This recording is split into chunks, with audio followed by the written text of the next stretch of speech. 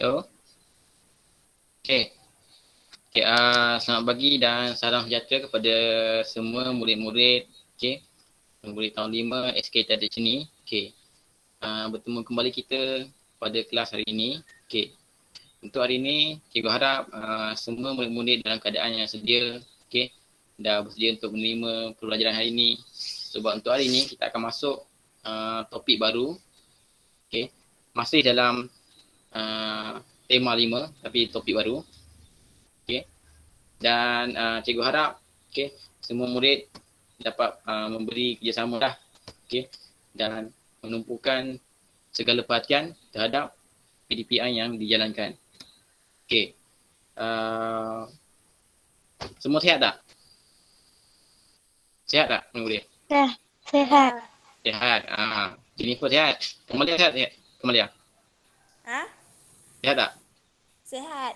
Okey. Dah sedia belum? Dah. Okey. Dan kita akan mulakanlah pembelajaran kita. Okey. Kita akan tunjukkan slide. Okey. Sekejap ya.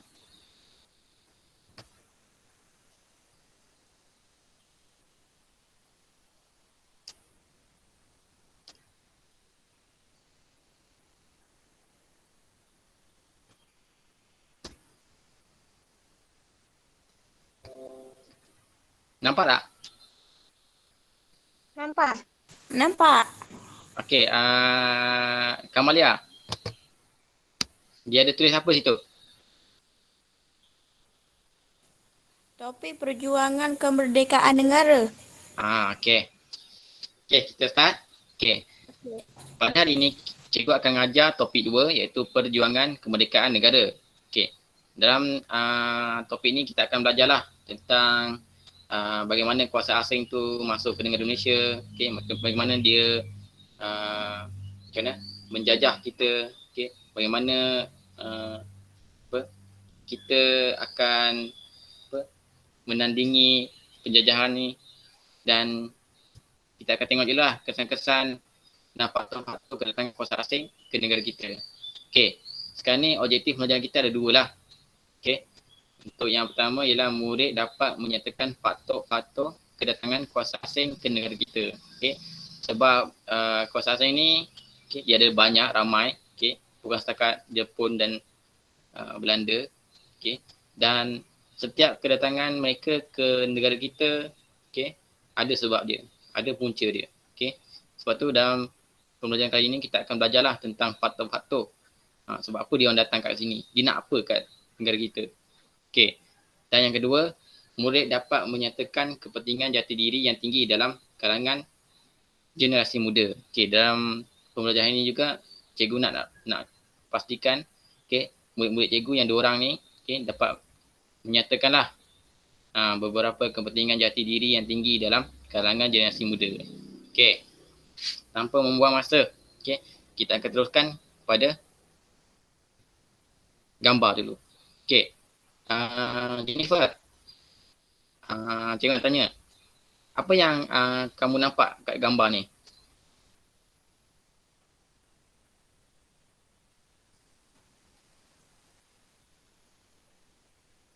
Nampak tak? Cikgu tak dengar suara kamu. Cuba buka mic. Dah.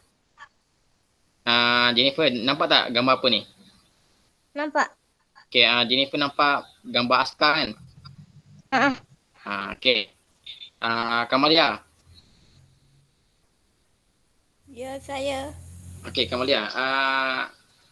Apa yang kamu dapat simpulkan melalui gambar ni? Apa yang kamu rasa tentang gambar ni? Dia tengah buat apa tu? Askar ni tengah buat apa?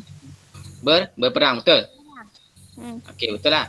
Okey, gambar ni menunjukkan tentera Jepun yang datang ke tanah Melayu pada waktu dahulu lah. Kalau kita tengok ada gambar askar yang tengah pakai topi kan, ada senjata. Ni adalah gambar lama lah yang ditangkap pada waktu ketika dahulu. Kalau murid-murid perasan, ada 2 bendera kat situ. Kalau perasan lah, ada bendera warna merah dan putih. Itu sebenarnya gambar bendera Jepun lah. di negara Jepun. Okey. Pada hari ini kita akan belajarlah tentang kenapa penjajah asing ni dia datang dekat negara kita. Okey. Sebab dia ada banyak sebab. Okey, tapi pada hari ini kita akan belajar berdasarkan buku teks saja. Okey. Okey, kita akan teruskan. Okey. Faktor-faktor kedatangan kuasa asing. Okey. Kuasa asing ni luas Okey. Dia boleh merangkumi negara Jepun, negara Portugis, negara Belanda, termasuk negara-negara yang pernah menjajah tanah Melayu suatu ketika dahululah. Okey. Dia ada banyak. Okey. Jadi kita akan tengok satu-satu. Okey. Faktor kedatangan kuasa asing ni dia ada 5. Okey. Kalau boleh tengok dia ada 5 lah. Okey, ni jelah peta buih. Okey, yang pertama dia ada kedudukan strategik. Okey. Kedua, kekayaan hasil bumi dan sumber alam. Okey. Ketiga, penyebaran agama. Okey. Yang keempat, revolusi perindustrian. Dan yang terakhir, kemasyhuran.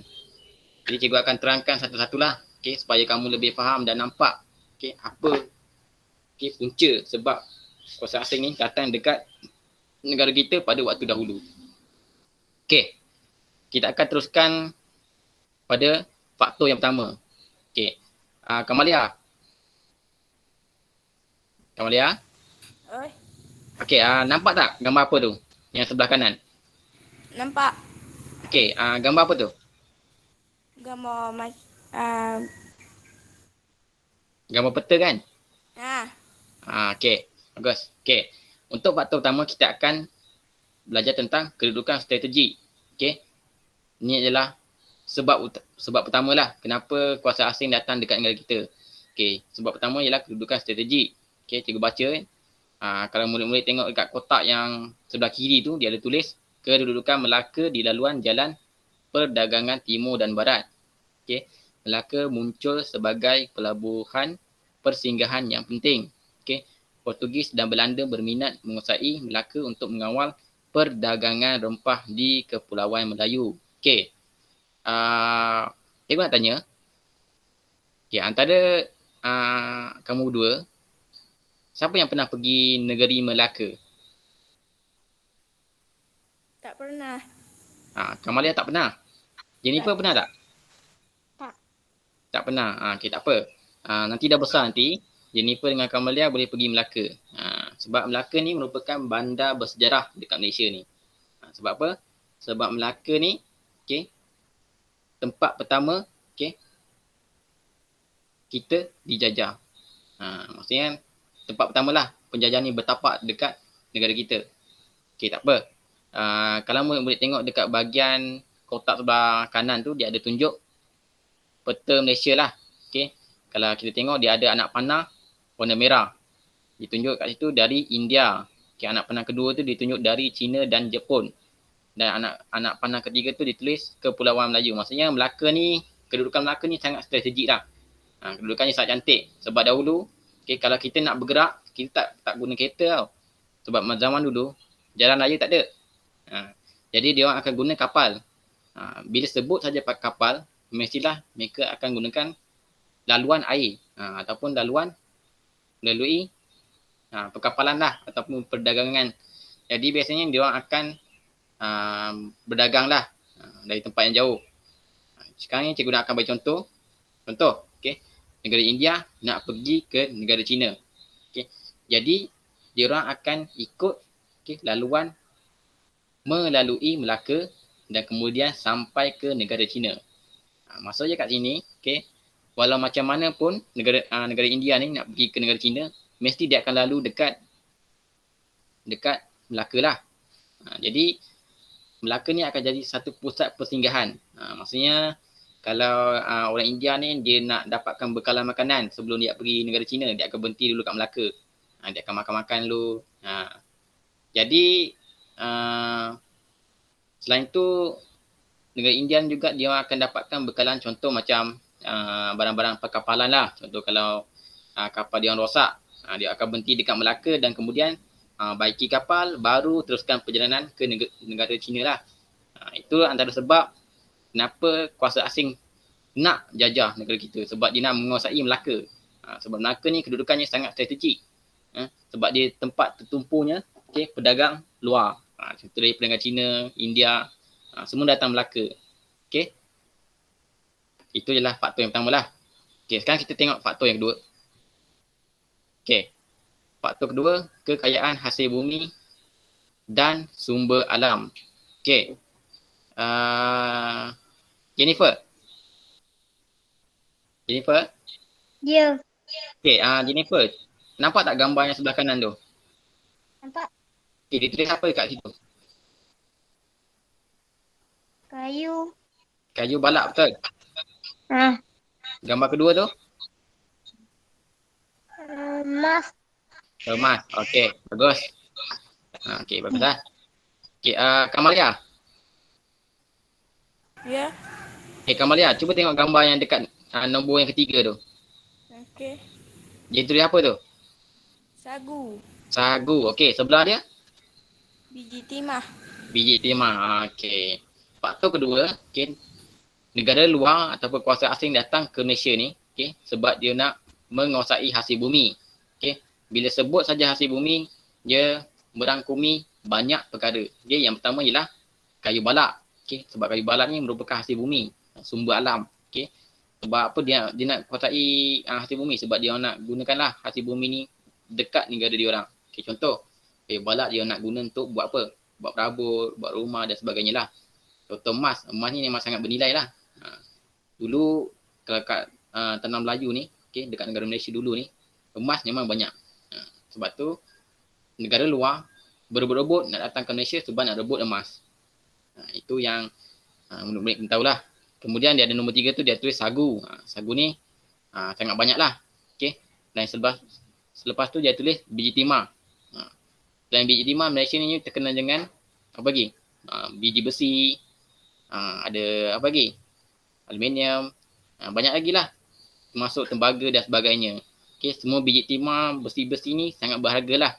Okay, pada waktu dahulu. Okay, kita tengok pada poin yang pertama iaitu tanah Melayu mempunyai hasil bumi yang banyak seperti biji timah, biji besi, emas. Ni semua tahulah. Jennifer? Ya. Okay, pernah tengok emas tak? Pernah. Kamalia pernah tak tengok emas? Kamalia? Pernah. Tahu tak emas ni sangat berharga? Tahu, okey. Sekarang kita nak tanya, kenapa emas ni sangat berharga? Kenapa dia jadi sangat berharga? Sebab apa? Jawab je, tak apa. Kalau salah tak apa. Ada tak yang nak jawab? Tak ada? Okey, saya beritahu lah. Emas ni berharga sebab dekat bumi ni, okey, emas ni, okey, sangat sedikit. Maksudnya, kalau pergi kat mana-mana negara, awak pergi je dekat mana-mana dunia ni lah, okey, awak takkan jumpa banyak emas ni. Bila barang ni sikit, okey, secara automatik, nilai dia ataupun harga dia sangat mahal lah. Itulah. Okay, sebab emas ni sangat mahal dekat pasaran. Kalau pergi kat kedai emas pun, memang dia akan jual mahal. Kalau dia jual dengan harga murah tu, maksudnya tu bukan emas. Itu besi biasa. Jadi jangan tertipu lah. Emas ni memang mahal. Okay. Kalau jumpa emas murah, maksudnya bukan barang ori. Okay. Sekarang kita tengok poin kedua, Sabah terkenal dengan sumber alam seperti kayu balak, rotan dan sarang burung. Okay. Sarawak pula mempunyai emas, sagu dan kapur barus. Jadi bukan setakat Semenanjung, malah Kepulauan Borneo yang merupakan negara kita, okay, memang banyaklah sumber-sumber asli ni. Okay. Ada kayu balak, ada emas, okay, ada sagu, sarang burung dan sebagainya lah. Okay. Ini antara sebab kedua lah kenapa penjajah asing suka datang ke Malaysia. Okay. Sekarang kita beralih kepada faktor ketiga iaitu penyebaran agama. Okey. Kuasa asing mahu menyebarkan agama Kristian ke serata dunia termasuk tanah Melayu. Okey. Tengok poin kedua tu. Raja Portugal menggalakkan pelayaran untuk mengembangkan agama Kristian. Okey. Pada waktu dulu, okey, mereka ni kalau nak pada waktu dululah, negara luar, contoh macam negara Eropah seperti Portugal, Jerman, dia orang suka berdagang kemudian menyebarkan agama. Jadi melalui penyebaran agama ni terhasillah satu apa? Sebaran ataupun taburan agama di sekitar dunia. Sebab tu kalau kita tengok, kalau kita pergi mana-mana je kita akan jumpa orang yang beragama Islam, yang beragama Kristian, beragama apa lagi? Hindu, beragama Buddha. Sebab pada asalnya, pada awalnya mereka menyebarkan agama ni melalui perdagangan dan penjajahan. Itu yang kita kena tahulah. Melalui penjajahan, kita akan sebarkan agama. Kita teruskan kepada faktor yang keempat, iaitu revolusi perindustrian. Cik tanya sikit. Kamalia. Ya. Kamalia. Apa yang kamu faham tentang maksud revolusi? Revolusi? Revolusi. Tak tahu. Tak tahu? Jennifer. Ya. Jennifer tahu tak maksud revolusi? Tak tahu juga. Tak tahu? Perindustrian tahu tak? Perindustrian. Perindustrian? Tahu tak? Tak tahu. Tahu. Tak apa. Revolusi perindustrian ni maksudnya dia ada satu revolusi ni maksudnya perubahan lah. Dan perindustrian ni maksudnya kilang. Maksudnya kalau kita cantumkan maksudnya dia akan dapat maksud kilang yang berubah. Maksudnya pada waktu dulu negara Eropah diorang telah menghasilkan apa? Kalau kita tengok gambar sebelah kanan tu, gambar apa tu? Nampak tak?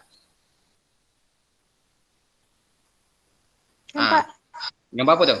Jennifer, gambar apa tu? Kereta kan? Kalau kita tengok gambar kat sebelah kanan tu, gambar kereta.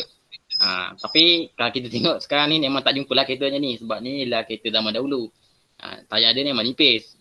Kalau ada antara kamu yang nampak kereta ni kat mana-mana, memang rare lah. Sebab kereta ni memang dah tak ada. Sebab zaman dulu je ada kereta ni. Pada waktu dulu kalau nak bina kereta, ni, dia orang kena ada bahan mentah. Bahan mentah ni maksudnya besi lah. Besi ni ialah bahan mentah. Jadi kalau nak hasilkan kereta, kena ada besi. Jadi, kalau kita tengok poin yang pertama ditulis, pada abad ke-18, revolusi perindustrian berkembang di Eropah. Eropah ni negara seperti Portugal lah. Yang kedua, sektor perkilangan seperti pembuatan besi dan keludi, pembuatan kereta serta mengetin makanan giat dijalankan. Maksudnya, mereka nak menghasilkan kereta, mereka kena ada biji besi ataupun besi lah. Jadi kalau nak dapatkan besi, dia orang kena menjajah. Jadi Malaysia ni dulu banyak biji besi. Banyak emas, banyak biji besi, banyak timah. Jadi ini merupakan sebab keempat kenapa negara asing datang ke Malaysia dan menjajah Malaysia. Itu antara sebab je lah. Kita tengok poin yang ketiga tu ialah kuasa asing memerlukan tanah jajahan untuk mendapatkan bahan mentah dan memasarkan barangan mereka. Itu je lah. Selain kereta, dia orang juga buat macam produk mengetin makanan. Sekarang ni contoh produk tin makanan ni contoh dia banyak lah. Contoh dia sardin. Apa lagi? Lychee dalam tin. Kacang. Yang produk yang dalam tin lah. Semua produk perindustrian. Settle. Sekarang kita tengok faktor kelima iaitu kemasyhuran. Kita tengok poin yang pertama, kuasa asing mahu menempa kemasyhuran untuk diri sendiri dan negara. Poin kedua, kuasa British muncul sebagai penjajah terbesar. Poin ketiga, James Brooke menguasai Sarawak setelah melihat kejayaan British di Pulau Pinang dan Singapura. Ini faktor yang kelima lah, iaitu kemasyhuran. Kemasyhuran ni maksudnya semakin banyak diorang, semakin banyak kuasa asing ni menjajah negara orang, semakin besarlah mereka. Maksudnya kekuatan mereka ni bergantung pada berapa banyak diorang menjajah negara orang lain. Itu je aku kena tahu. Okay, dah habis. Okay. Sekarang ni, okay. Cikgu nak buat satu quiz. Okay. Mari uji minda. Okay. Ada macam 4 soalan dalam ni. Jadi cikgu nak seorang-seorang beritahulah jawapan dia. Okay, sekarang kita tengok nombor 1, kita baca dulu. Okay. Soalan nombor 1. Antara berikut, yang manakah bukan faktor kedatangan kuasa asing di negara kita? Okay. Ada A, kekayaan hasil bumi, B, kedudukan strategik, C, penyebaran agama, D, menjadikan kubu pertahanan. Okay, sekarang ni cikgu nak Kamalia. Kamalia dengar tak soal cikgu? Dengar? Okay, Kamalia. Agak-agak apa jawapan dia nombor 1 ni? D. D. Betul lah. Sebab ditulis itu bukan faktor kedatangan kuasa asing. Jadi jawapan dia D. Okay, betul. Tahniah. Okay, bagus ya Kamalia. Okay, soalan nombor 2. Cikgu baca dulu. Nyatakan hasil bumi dan sumber alam yang menjadi tarikan kuasa asing terhadap negara kita. A, plastik. B, haiwan ternakan. C, tasik. D, emas. Okay, sekarang Jennifer. Dengar tak soal cikgu Jennifer? Dengar. Okay, Jennifer. Cuba jawab soalan nombor 2. Apa jawapan dia? D. D. Okay, betul lah. Jawapan nombor 2, D. Emas. Okay. Emas ni merupakan sumber alam lah. Okay. Betul ya jawapan dia. Okay. Sekarang kita beralih pada soalan nombor 3. Okay. Kita baca dulu kotak yang atas kali tu. Kuasa asing mahu menyebarkan agama Kristian ke serata dunia termasuk tanah Melayu. Kalau mana yang tak tahu tu, antara dua orang kamu yang tak tahu, tanah Melayu dulu gelaran bagi negara Malaysia pada waktu ketika dahulu.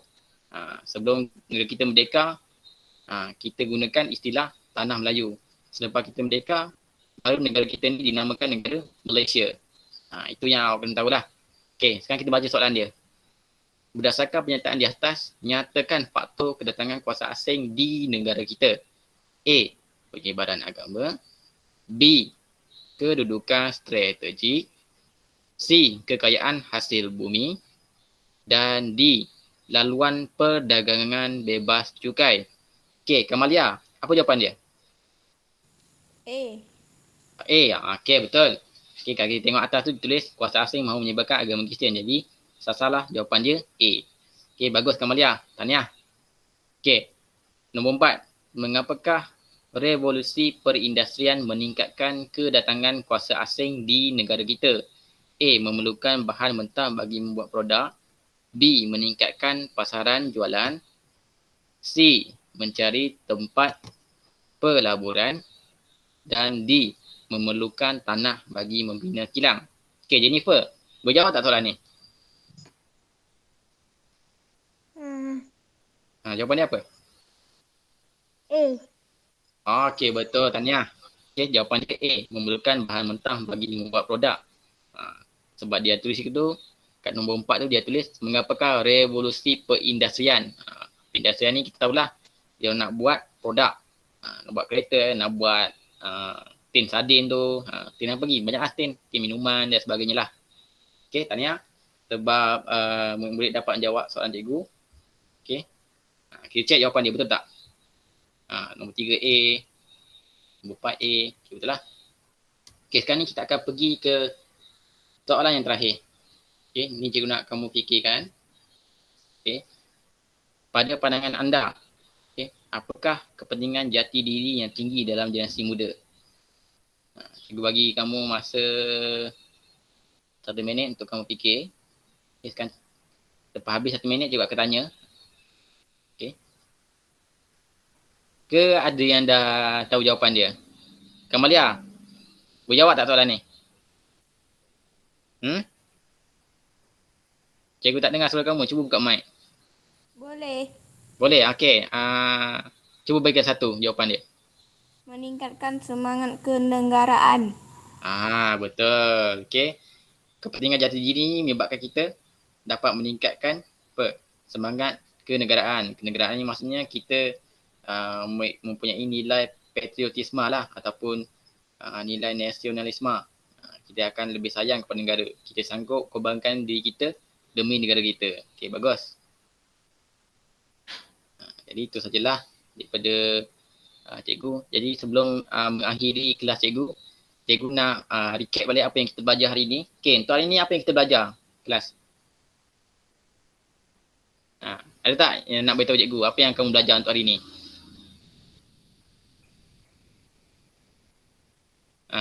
Ada tak yang beritahu cikgu? Hari ni kita belajar pasal apa? Pasal faktor apa? Faktor apa? Sekejap. Faktor apa? Cuba beritahu cikgu. Faktor.